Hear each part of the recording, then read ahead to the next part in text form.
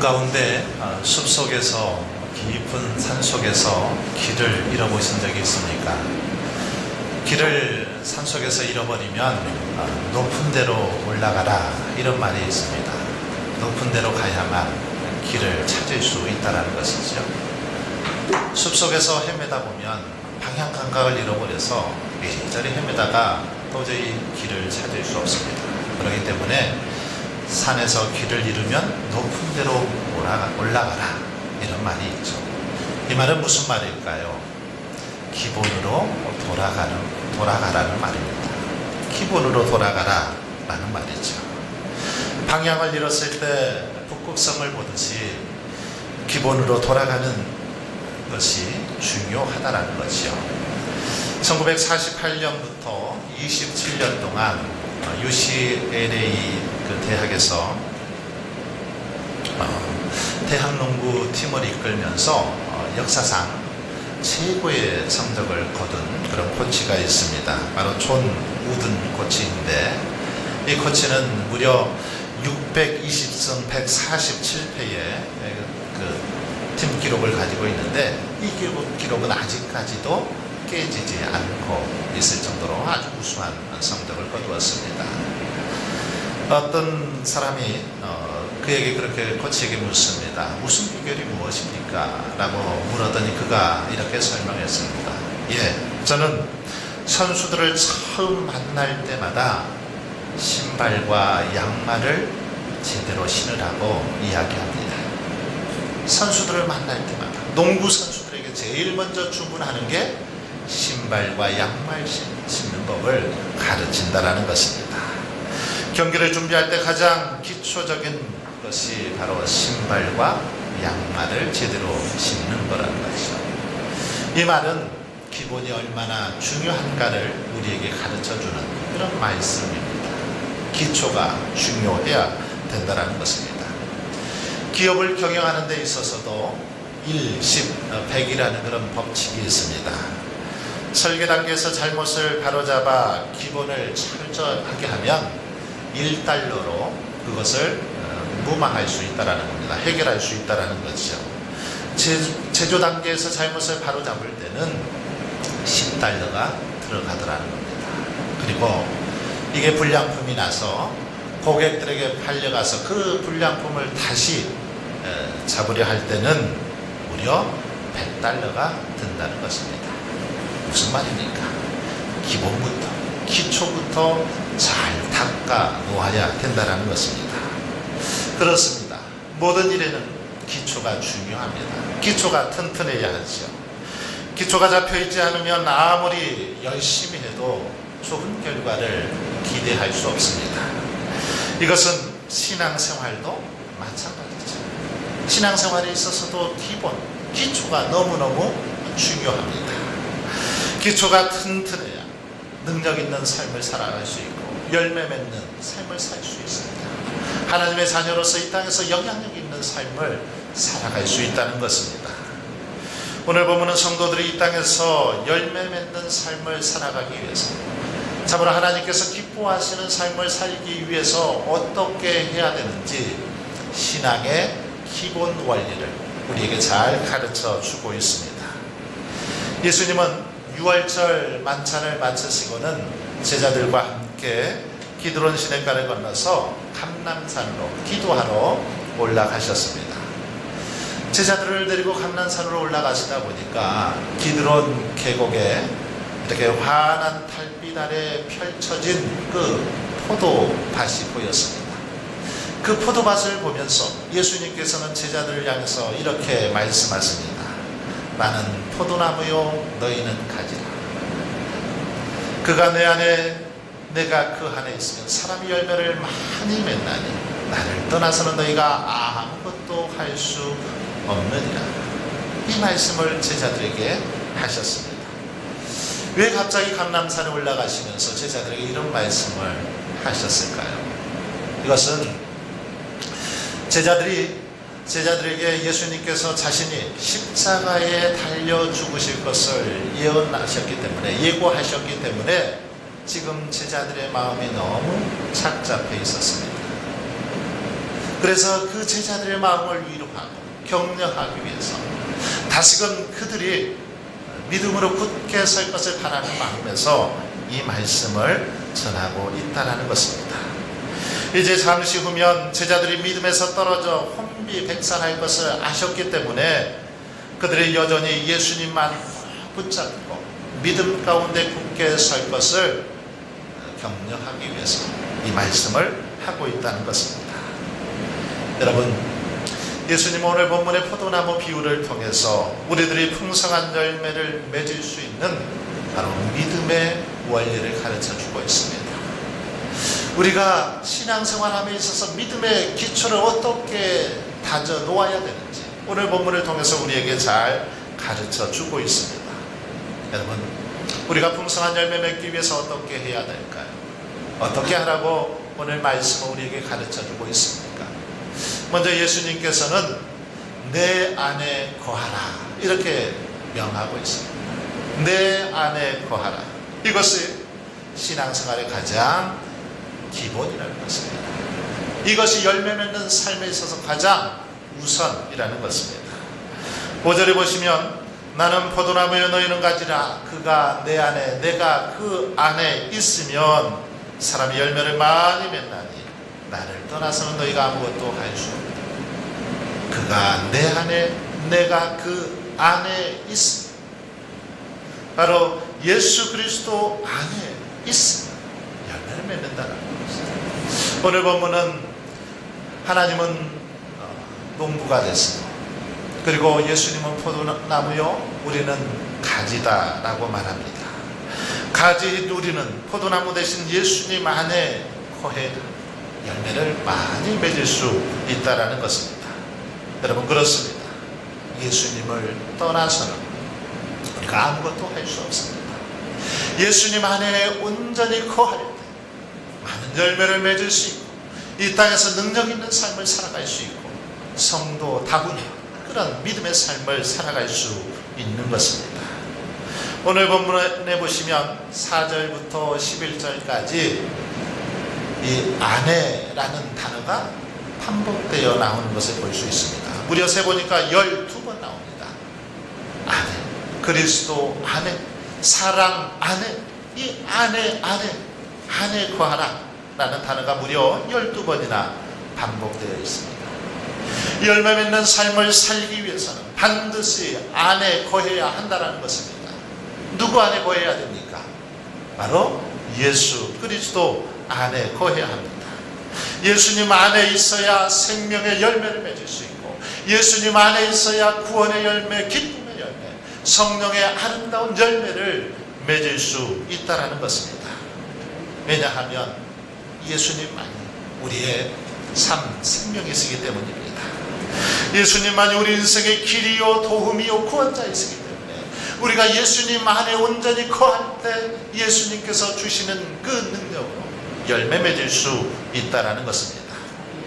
만약 우리가 예수님 안에 거하지 않는다면 어떻게 될까요? 열매 맺을 수 없습니다. 우상에 속해 있고 세상에 속해 있다면 결코 열매를 맺을 수 없습니다. 왜 그렇습니까? 우상에게, 세상에게는 아무런 능력도 생명도 없기 때문입니다. 그래서 거기에 속해 있으면 결국 말라 죽고 마는 것입니다. 자, 그렇다면 예수님 안에 거하라 했는데 예수님 안에 거한다라는 말은 무슨 말입니까? 물고기와 물의 관계를 통해서 설명하면 이해가 쉬울 것 같습니다. 물고기와 물의 관계, 이것을 수어지교라고 합니다. 뗄래야 뗄 수 없는 관계라는 거죠. 물고기는 물을 떠나서 살 수 없습니다. 물 속에 있을 때 물고기는 자유롭게 헤엄을 칠 수 있고 물 속에 있을 때 가장 편안하게 호흡하고 활동할 수 있습니다. 만약에 물고기가 물이 싫어, 나는 밖으로 나갈 거야, 고집을 부리고 밖으로 뛰쳐나가면 어떻게 될까요? 그 순간 숨이 컥컥 막혀오고 그만 얼마 못 가서 죽고 말 것입니다. 물고기는 물 안에 있을 때 가장 자유롭고 행복한 삶을 살 수 있습니다. 이와 마찬가지로 성도들인 우리들도 예수 그리스도 안에 있을 때, 예수님 안에 있을 때 복된 삶을 살아갈 수 있고 아름다운 열매를 맺을 수 있다는 것입니다. 예수님 은혜 안에, 예수 그리스도 뜻 안에 거할 때, 그럴 때 아름다운 열매를 맺을 수 있다는 말입니다. 어떤 의미에서 예수님은 이스라엘 백성들이 실수로 죄를 지어서 죽음을 모면하기 위해서 피했던 도피성과 같은 분이 또 예수님이시기도 하죠. 도피성 안에 있으면 어떻게 됐습니까?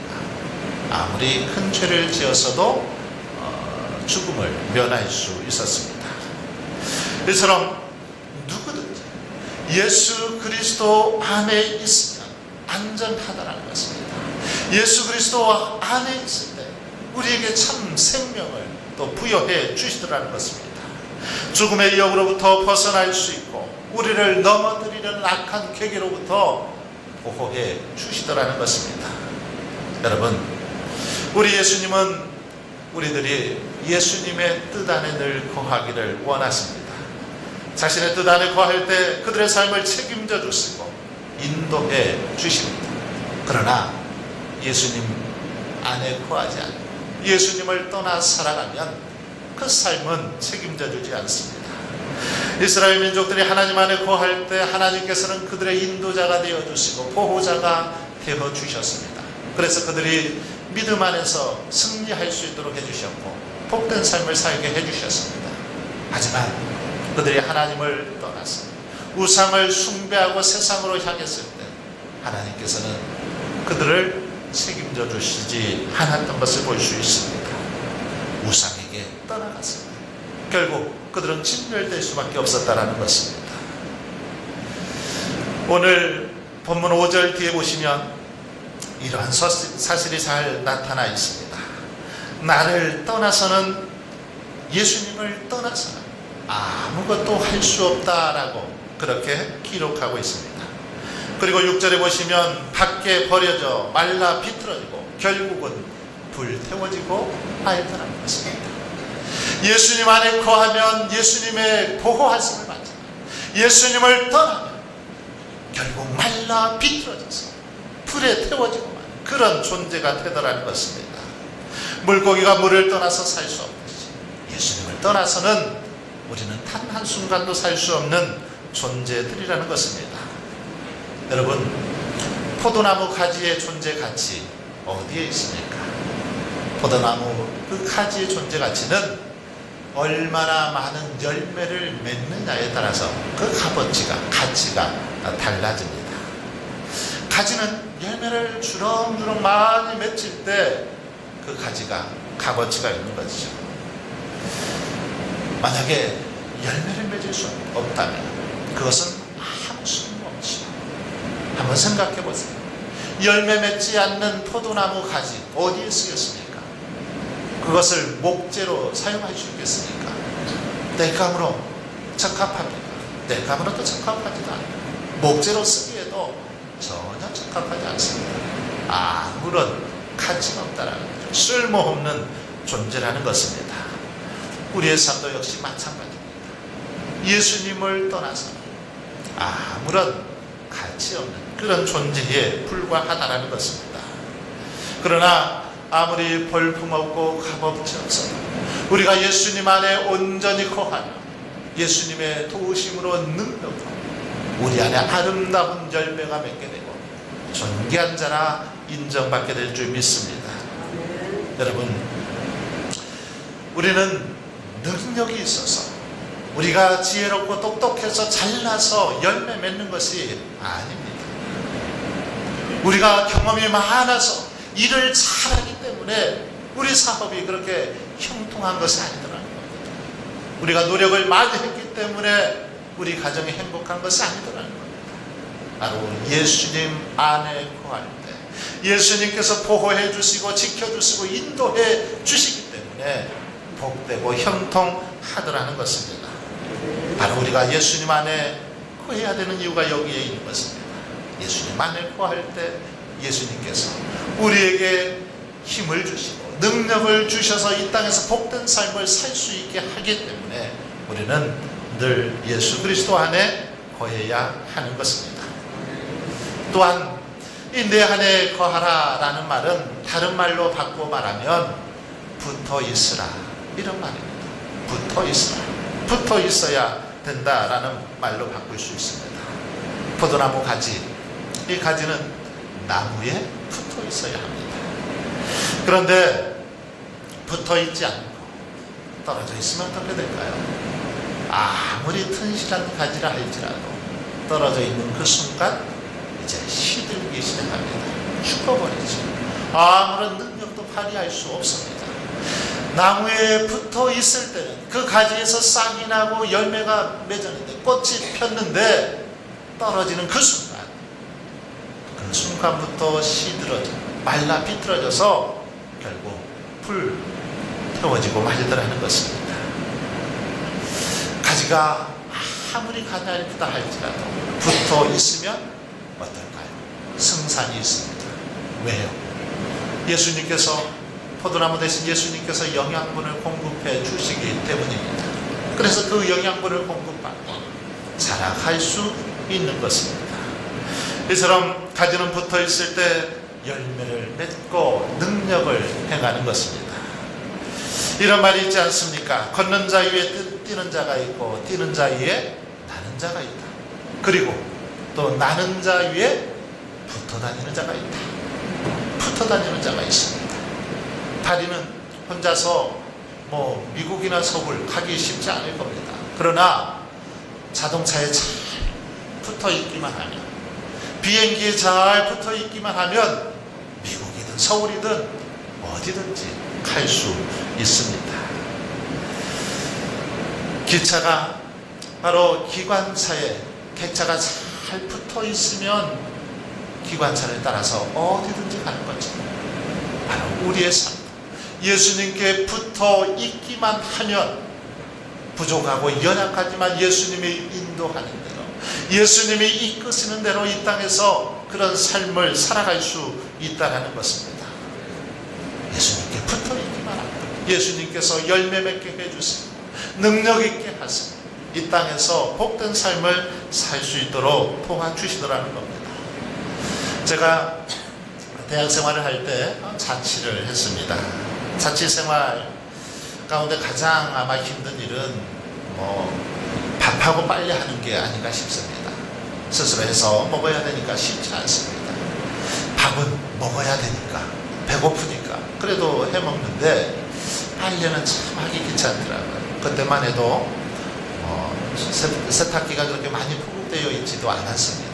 자취생이 세탁기도 구입하기도 쉽지 않았던 때라 손빨래를 했는데 한 번씩 빨래하려면 너무 힘들었습니다.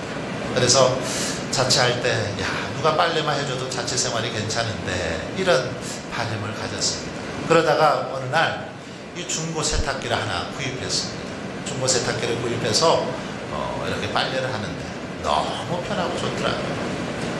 그렇게 빨래를 잘 해서 입었는데 어느 날 갑자기 이제 빨래를 넣고 버튼을 눌렀는데 이 버튼이 작동이 되더라는 겁니다. 이것저것 만져봐도 아무 작동이 안 되는 겁니다. 그래서 이 뭐가 문제인지 분해를 한번 해왔습니다. 그랬더니 보니까 이 연결 코드선이 오래 써서 닳아서 이 전선이 잘려 있었습니다. 끊어져 있었던 거죠. 그래서 이것을 다시 잘 이어 붙였습니다. 그래서 편리하게 사용했던 기억이 납니다. 여러분, 아무리 좁은 기계라 할지라도 전기가 공급되지 않으면 어떨까요? 무용지물입니다. 쓸모없는 기계에 불과하죠. 아무리 좁은 기계라 할지라도 그렇더라는 겁니다. 역시 우리의 삶도 마찬가지입니다. 우리가 포도나무 대신 예수님께 붙어 있지 않으면 우리는 이 땅 살아가면서 예수님께서 주시는 그 능력, 예수님께서 공급해 주시는 많은 영양분을 공급받지 못하기 때문에 이 땅에서 무용지물과 같은 그런 삶을 살 수밖에 없는 것입니다. 하지만 붙어 있기만 하면 주님께서 우리에게 새 힘을 주시고 능력 주셔서 아름다운 열매 맺게 해주실 줄 믿습니다. 붙어 있기만 하면 때로는 우리가 부족하고 연약하고 볼품없어 예수님께서 잘 다듬어 주시기도 하고 손질해서 우리를 사용하시더라는 것입니다. 오늘 본문 2절에 보시면 깨끗하게 하시니라 라는 말씀이 나옵니다. 뒤에 부분에 깨끗하게 하시느니라, 깨끗하게 하신다. 이 말이 무슨 말일까요? 깨끗하게 하신다. 이 원어의 뜻을 보면 이것은 들어 올려준다, 받쳐준다, 그리고 세워준다, 이런 의미가 담겨 있습니다. 옛날이나 지금이나 농사를 짓다 보면 벼나 농작물들이 비나 바람에 의해서 이렇게 쓰러집니다.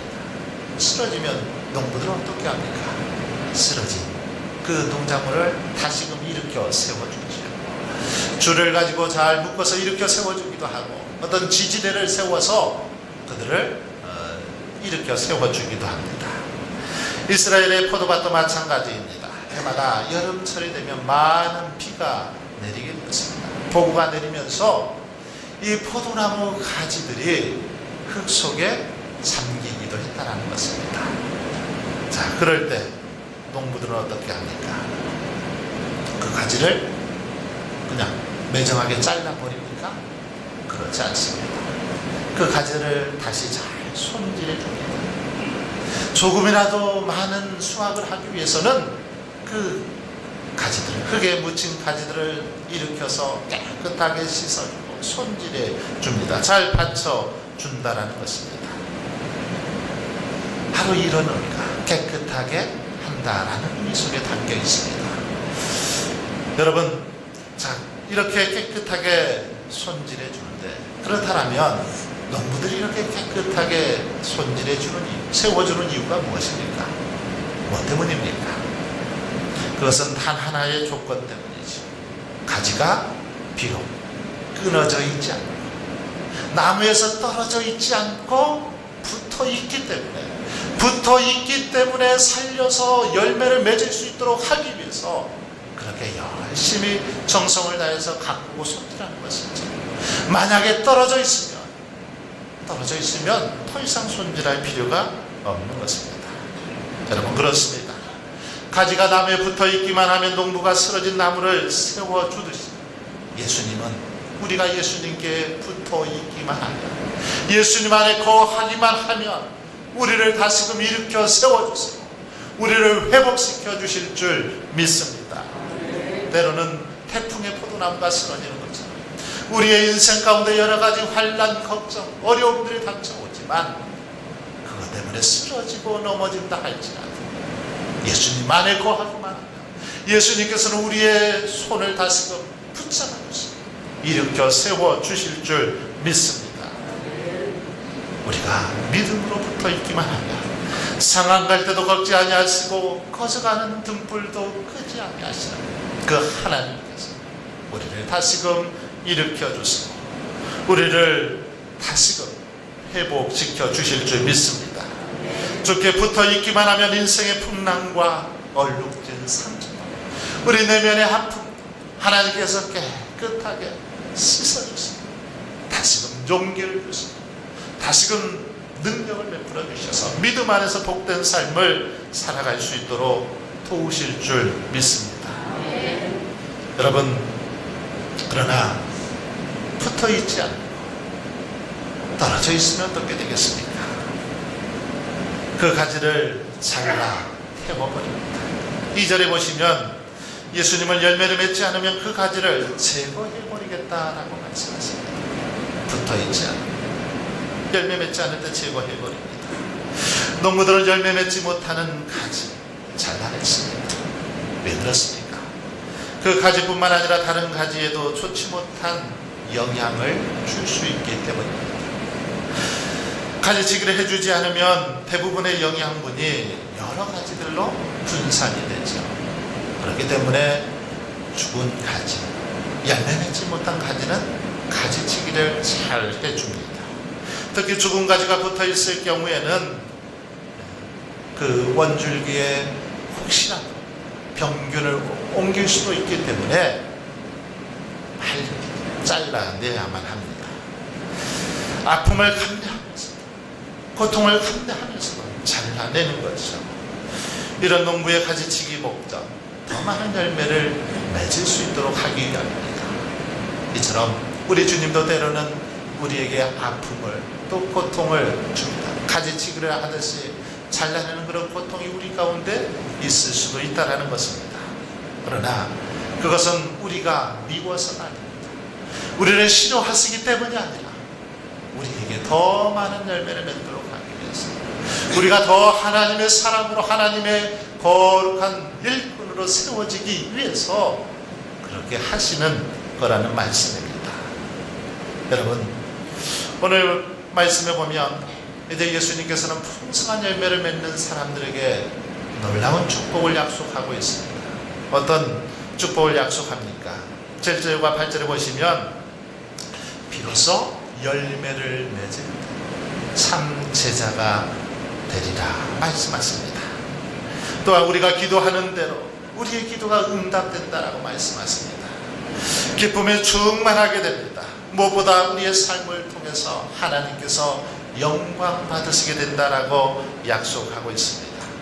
사랑하는 성도 여러분, 오늘 이 본문의 축복이 저와 여러분의 축복이 되길 원합니다. 저와 여러분이 예수님 안에 거하고 예수님께 꼭 붙어 있어서 정말 우리의 삶을 통해서 하나님의 기쁨, 하나님의 영광이 드러날 수 있기를 바랍니다. 너희들이야말로 참 제자다, 너희들이야말로 참 제자다, 그렇게 인정받으실 뿐만 아니라 간구하고 부르짖는 대로 응답받는 기쁨이 또한 여러분의 삶 속에 충만하시길 주님의 이름으로 축원합니다.